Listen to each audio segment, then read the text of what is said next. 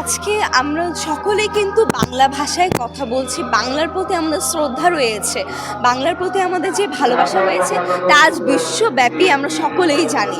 আমরা 1952 সালে যে ভাষার প্রতি আত্মত্যাগ, আমরা যে প্রাণ দিয়েছি তা আজকে বিশ্বব্যাপী পালিত হচ্ছে। এটাই আমাদের সবচেয়ে বড় পাওয়া।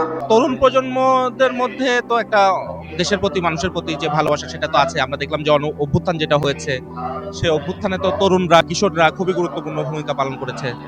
তারা দেশকে ভালোবাসে, মানুষকে ভালোবাসে এবং এই শহীদদেরকে স্মরণ করেই কিন্তু তারা এই গণ অভ্যুত্থানে অংশগ্রহণ করেছিল, এটাও আমরা দেখেছি।